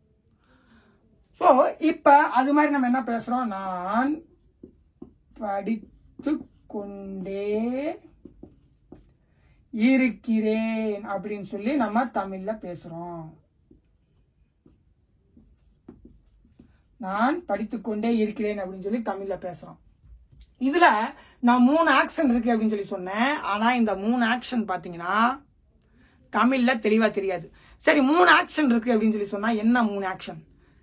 நான் இப்ப இருக்கேன் அப்படிங்கிறது ஒரு ஆக்ஷன், அதாவது நிகழ்கால ஆக்ஷன். ஏன்னா பிரசன்ட் கண்டினியூஸ் டென்ஸ்ல இப்ப இருக்கிறத பத்தி நான் பேச முடியும். அதே நேரத்துல அந்த செயல் இறந்த காலத்திலே ஆரம்பிச்சிருச்சு, அப்ப அங்க ஒரு ஆரம்பிச்சு அந்த செயல், அப்ப அங்க ஒரு ஆக்ஷன். அதே நேரத்துல அங்க ஆரம்பிச்சு கண்டினியூஸா அந்த செயலை நான் செஞ்சுக்கிட்டே இருக்கேன், அப்ப 3வது ஆக்ஷன். நான் இப்ப இருக்கிறேன், நான் இப்பதான் இருக்கேன், ஆனா படித்துக்கொண்டே இருக்கிறேன் அப்படின்னு சொல்லும்போது இறந்த காலத்துல ஆரம்பிச்ச செயலை கண்டினியூஸா செஞ்சுக்கிட்டே இருக்கேன், ஆனா இப்ப இருக்கிறேன் ஆனாலும் அது இறந்த காலத்துல நடந்து முடிஞ்ச செயலை கண்டினியூஸா செஞ்சு கொண்டே இருக்கிறேன். Okay, 3 action. எப்படின்னா இப்ப இருக்கிறத பத்தி நான் பேசுனேன், படித்துக்கொண்டே இருக்கிறேன்ல, இருக்கிறேங்கிறது இப்ப இருக்கிறது தான் சொல்லுது. அதே நேரத்துல படித்துக்கொண்டே அப்படிங்கிறது பாத்தீங்கன்னா ரொம்ப நேரத்துக்கு முன்னாடி அந்த செயல் ஆரம்பிச்சு அப்படியே தொடர்ந்து நடந்துகிட்டே இருக்கு. அப்ப ஆரம்பிச்சது ஒண்ணு, தொடர்ந்து நடந்துகிட்டே இருக்கிறது ஒண்ணு. ஸோ மொத்தம் 3 ஆக்ஷன் இருக்கு. ஏன்னா நம்ம ஜஸ்ட் 2 ஆக்ஷன் தான் இருக்கு அப்படின்னு சொல்லி நினைச்சோம்னா, நான் இருக்கிறேன் படித்துக்கொண்டிருக்கிறேன் அப்படின்னு சொல்லி கண்டினியூஸுக்கு போயிடும். ஜஸ்ட் இப்பதான் அந்த செயல் நடந்துகிட்டு இருக்குன்னு. ஸோ நம்ம அந்த செயல் இறந்த காலத்திலே ஆரம்பிச்சு இன்னும் நடந்துகிட்டு தான் இருக்கு அப்படிங்கிறதையும் நம்ம தெளிவாக மென்ஷன் பண்ண வேண்டியது இருக்கு. அதனால நமக்கு 3 ஆக்ஷன்ஸ் தேவைப்படுது. ஒன்று இப்ப இருக்கிறேன் படித்துக்கொண்டிருக்கிறேன்ல, அதுக்கப்புறம் அந்த செயல் முன்னரே ஆரம்பிச்சிருச்சு அப்படிங்கிறதையும் நம்ம மென்ஷன் பண்ணணும். இங்க பாத்தீங்கன்னா ஐ ஆம் ஸ்டடிங்ல அதை பத்திலாம் நம்ம பேசல, ஜஸ்ட் இப்ப நான் அந்த செயல்ல இருக்கேங்கிறதான் பேசுறோமே தவிர இது முன்னரே ஆரம்பிச்ச செயல்ங்கிறதெல்லாம் நம்ம சொல்லல. ஜஸ்ட் இப்ப அந்த செயல்ல இருந்துகிட்டு இருக்கேன், எக்ஸாக்டா சப்ஜெக்ட் அதெல்லாம் நிலைப்படுத்தி இருக்கோம். ஆனா பிரசன்ட் பர்ஃபெக்ட் கண்டினியூஸ் டென்ஸ்ல நான் இருக்கிறேன் படித்துக்கொண்டே இருக்கிறேன்னு சொல்லி சொல்லும்போது அந்த செயல் முன்னாடியே ஆரம்பிச்சிருச்சு. அப்ப முன்னாடியே ஆரம்பிச்சப்போ அங்க ஒரு ஆக்ஷன், அதுக்கப்புறம் கண்டினியூஸா அந்த செயல் நடந்துகிட்டே இருக்கு, கண்டினியூஸா அடுத்தடுத்து நடந்துகிட்டே இருக்கு. அப்ப அதுவும் அந்த கண்டினியூஸ், அதுவும் ஒரு ஆக்ஷன். ஓகே, இப்ப நான் அங்க ஆரம்பிச்சேன் அப்படின்னு சொல்லி அங்கேயே முடிச்சிட்டேன் அப்படின்னா முடிஞ்சு போச்சு, அது கண்டினியூஸ் வராது. அப்ப அங்க ஆரம்பிச்சது மட்டும் இல்லாம அதை தொடர்ந்து செஞ்சுக்கிட்டே இருக்கேன் அப்படிங்கிற மீனிங் நான் கொண்டு வரணும். அப்ப 3 ஆக்ஷன் நம்ம சொல்ல வேண்டியது இருக்கு. ஒன்னு இருக்கிறேன், ஒன்னு ஏற்கனவே ஆரம்பிச்சிட்டேன், ஆனாலும் அப்படி ஆரம்பிச்சதை கண்டினியூஸா நான் செஞ்சுக்கிட்டே இருக்கேன். மொத்தம் 3 ஆக்ஷன். ஆனா தமிழ்ல இது தெரியுமானா தெரியாது, படித்துக்கொண்டே அப்படிங்கிறது மட்டும்தான் இருக்கு. அப்ப அதுல படிக்கிறேன் அப்படிங்கிற ஒரு ஆக்ஷன் தெளிவா தெரியுது, அந்த இருக்கிறேங்கிறதுல இன்னொரு ஆக்ஷன் தெரியுது. ஆனா அந்த படித்துக்கொண்டேங்கிறது பாத்தீங்கன்னா ஒரு கண்டினியூவா நடந்துகிட்டு இருக்கிற ஆக்ஷன் மட்டும் தெரியுது. ஆனா தெளிவா அந்த 3வது ஆக்ஷன் நமக்கு தெரியல. அந்த 3வது ஆக்ஷன் என்னன்னா அந்த செயல் முன்னரே ஆரம்பிச்சது அப்படிங்கிறதுக்கான ஒரு தெளிவான இருக்குது. ஆனா அந்த செயல் தொடர்ந்து நடைபெற்றுட்டு இருக்குங்கிறது இருக்கு. ஆனா முன்னரே ஆரம்பிச்சது அப்படிங்கிறதுக்கான ஒரு தெளிவான விளக்கத்தை தரக்கூடிய எந்த ஒரு வார்த்தையும் தமிழில் இல்லை. ஆனா அந்த செயல் அது முன்னரே நடந்துகிட்டு இருக்கு அப்படிங்கிறதுக்கு இருக்கே தவிர அந்த மீனிங் கொடுக்குதே தவிர அதை அந்த 3வது ஆக்ஷனை வெளிப்படையா காட்டக்கூடிய வார்த்தை தமிழ்ல கிடையாது. படித்துக்கொண்டே இருக்கிறேன்ல, படித்துக்கொண்டே அப்படிங்கிறது பாத்தீங்கன்னா ஒரு ஆக்ஷன், ரீடிங். இருக்கிறேன் அப்படிங்கிறது ஒரு ஆக்ஷன். ஆனா அந்த செயல் முன்னரே ஆரம்பிச்சு நடந்துகிட்டு இருக்கு அப்படிங்கிறத இந்த கொண்டே அப்படிங்கிற வார்த்தை சொல்லும். செயல் வந்து முன்னரே ஆரம்பிச்சு படித்துக்கொண்டே இருக்கிறீங்களே. ஏன்னா படித்துக்கொண்டிருக்கிறீங்கள வந்து ஜஸ்ட் கொண்டிருக்கிறேங்கிறத வந்து ஜஸ்ட் இப்போதான் நடந்துகிட்டு இருக்குன்னு சொல்லுது. இந்த கொண்டே அப்படிங்கிறது வந்து பார்த்தீங்கன்னா உங்களுக்கு வந்து ரொம்ப நேரத்துக்கு முன்னாடி இருந்து அந்த செயல் நடந்துகிட்டு தான் இருக்குன்னு சொல்லுது. ஆனால் அதை தாண்டி தெளிவாக இது வந்து அந்த 3வது ஆக்ஷனை சொல்லுதா அப்படின்னா தமிழ் சொல்லலை. ஆனால் இங்கிலீஷ் இந்த விஷயத்தை தெளிவாக சொல்லுது. எப்படி சொல்லுது அப்படின்னா, ஐ போட்டுக்கிறோம், நமக்கு முன்னரே இந்த செயல் ஆரம்பிச்சிருச்சு, அப்ப அந்த செயலை நம்ம வந்து வச்சுக்க தான் முடியும். அப்ப ஹேவ் தான் போட முடியும். நான் இப்ப இருக்கிறத பத்தி பேசல, இப்பயும் இருக்கேன். அதே நேரத்துல முன்னரே ஆரம்பிச்ச செயலை என்னால சொந்தம் தான் பண்ண முடியும், ஹேவ் தான் பண்ண முடியும். ஏன்னா நான் இப்ப இருக்கேன்னு சொல்லிட்டேன்னா ஆம் போட்டேன்னா நான் டோட்டலாவே நான் என்னோட இப்ப நிலையை பத்தி பேசுறேன்னு சொல்லி டோட்டலாவே சென்டென்ஸ் மாறிடும், கண்டினியூஸ்க்கு போயிடும். என்னோட இப்ப நிலையை பத்தி பேசுறேன் அப்படின்னு. ஆனா நான் என்ன ஹேவ் பண்றேன், இறந்த காலத்தில் நடந்த செயலையும் நான் ஹேவ் பண்றேன்னு சொல்லும்போது என்னுடைய பழைய ஆக்ஷனையும் சேர்த்துக்க முடியும் இந்த ஹேவ்ல. ஓகே, ஆம் போட்டோம்னா இப்ப கரண்ட்ல என்ன இருக்கேங்கிற ஆக்ஷனை மட்டும்தான் சேர்க்க முடியும்.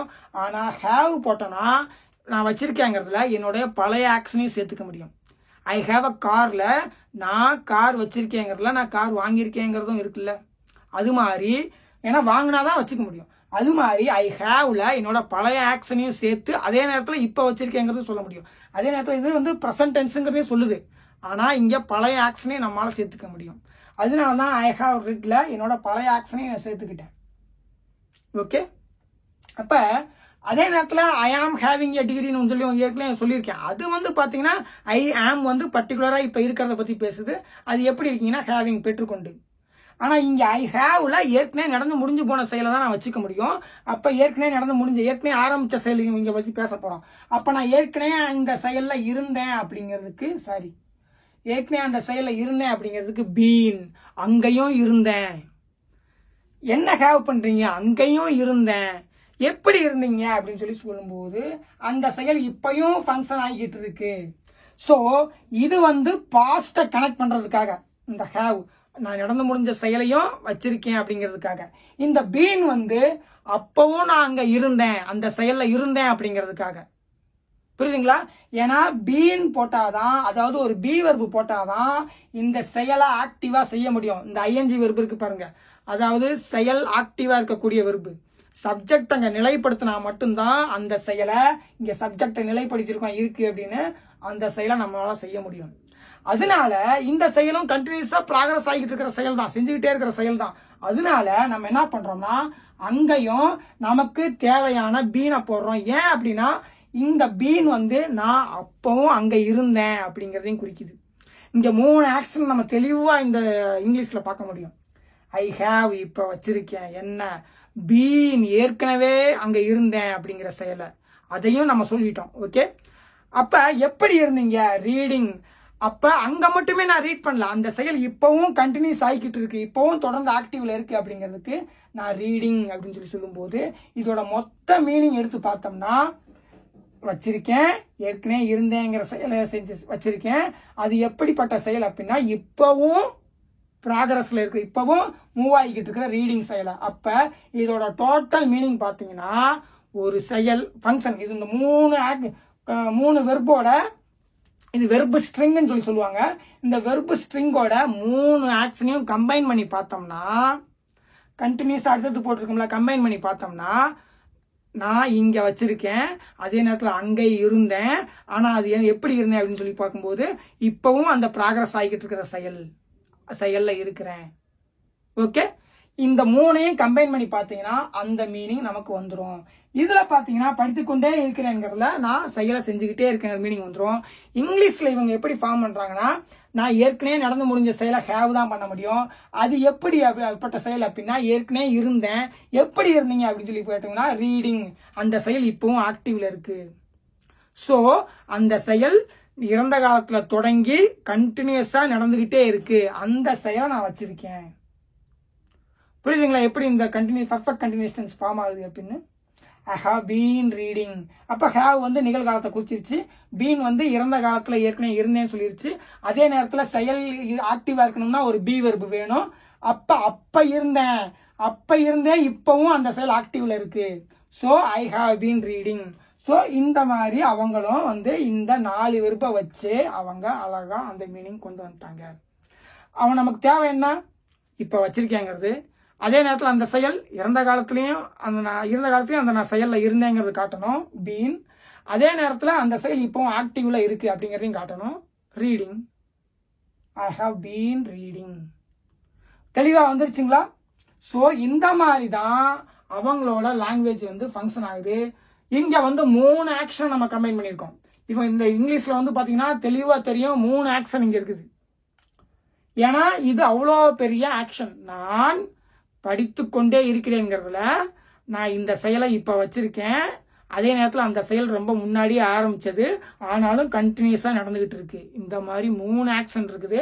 அந்த 3ஐயும் இந்த 3 வெர்பு வச்சு நம்ம சொல்கிறோம். நான் வச்சிருக்கேன், அதே நேரத்தில் அந்த நான் இருந்தேன் அப்படிங்கிறது எப்படி இருந்தீங்கன்னா அந்த செயல் இப்போவும் கண்டினியூ ஆகிட்டு இருக்கு. I have been reading. So நான் அந்த செயலை கண்டினியூஸாக செஞ்சுக்கிட்டே இருக்கேன். அப்படிதான் அவங்க ஃபார்ம் பண்ணுறாங்க. தெளிவாக புரியுதுங்களா? ஏன்னா இதெல்லாம் புரிஞ்சுக்க வந்து கஷ்டமாக இருக்கும். ஏன்னா நம்ம இந்த மாதிரியே படித்துக்கொண்டே இருக்கிறேன்னு பார்த்துட்டு திடீர்னு 3 அது ஃபங்க்ஷனுக்காக, அதில் என்ன ஃபங்க்ஷன் இருக்கு, 3 ஆக்ஷன் இருக்குங்க. அப்போ அந்த 3 ஆக்ஷனை எப்படி கொண்டு வர்றது, அப்போ இந்த மாதிரி கொண்டு வர முடியுங்க அப்படின்னு ஃபங்க்ஷன் ஆகிற லாங்குவேஜை நம்ம திடீர்னு பார்க்கும்போது அதில் நமக்கு ஒன்றுமே புரியாது. ஏன்னா நம்ம கொண்டே இரு அப்படின்னு சொல்லி அதுக்கே ஒரு ஸ்பெஷலான ஒரு வார்த்தையை உருவாக்கி பழகிட்டோம். திடீர்னு இங்கே எந்த ஸ்பெஷல் வேர்ட்ஸும் இல்லாமல் அதே நேரத்தில் இருக்கிறத வச்சுக்கிட்டேன்னு அந்த 3 ஃபங்க்ஷனையும் சொல்லக்கூடிய, அதாவது அந்த 3 ஆக்ஷனையும் சொல்லக்கூடிய, நான் வச்சிருக்கிறேன், பீன் இறந்த காலத்தில் இருந்தேன், அந்த செயல் எப்படி இருந்தீங்கன்னா அந்த செயல் இப்பவும் ஆக்டிவ்ல இருக்கு, ரீடிங்.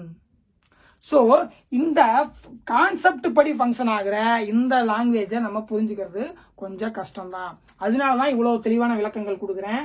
நம்ம படித்துக்கொண்டே இருக்கிறவங்களுக்கு இது எப்படி மீனிங் எடுக்கணும்னா, இவங்க இந்த 4 வெர்பை வச்சுக்கிட்டு அங்கே என்ன ஃபங்க்ஷன் தேவைப்படுது, 3 ஆக்ஷன் தேவைப்படுதுங்க அந்த படித்துக்கொண்டே இருக்கிறவங்க அந்த மீனிங் கொண்டு வர்றதுக்கு.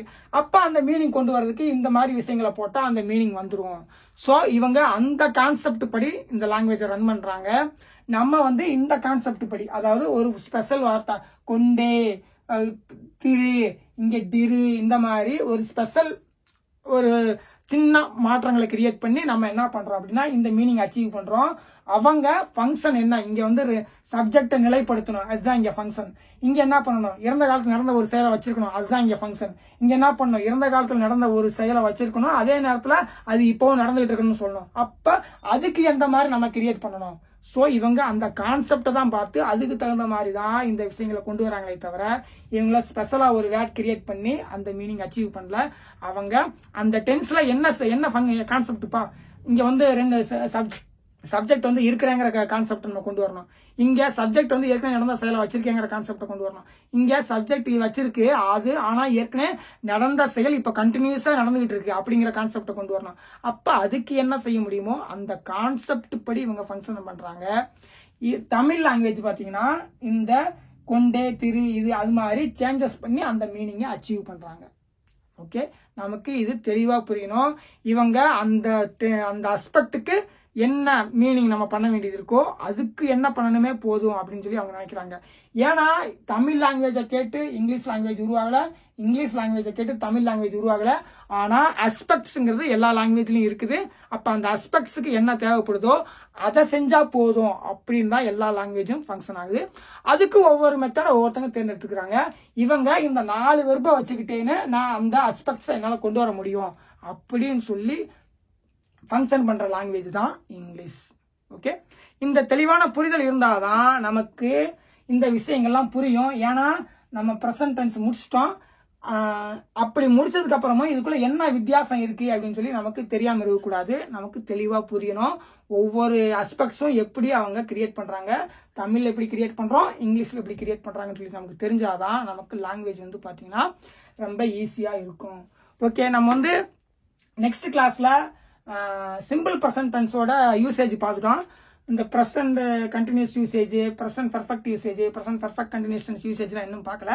அடுத்து ஒவ்வொன்றா அதோட, ஏன்னா டென்ஸ் தெரிஞ்சால் மட்டும் பார்த்தாது, அது எந்தெந்த இடங்களில் யூஸ் பண்ணணும் அப்படின்னு சொல்லி பார்க்கணும். அப்போ தான் நமக்கு வந்து அது யூசேஜாக இருக்கும், யூஸ்ஃபுல்லாக இருக்கும். நம்ம வந்து அடுத்த கிளாஸில் வந்து பார்த்தீங்கன்னா இந்த 3 அடுத்தடுத்த கிளாஸில் இந்த 3ஓட யூசேஜ் பார்த்துட்டு அதுக்கப்புறம் பாஸ்ட் டென்ஸ் போவோம். ஓகே, நெக்ஸ்ட் கிளாஸில் மீட் பண்ணுறேன். தேங்க்யூ.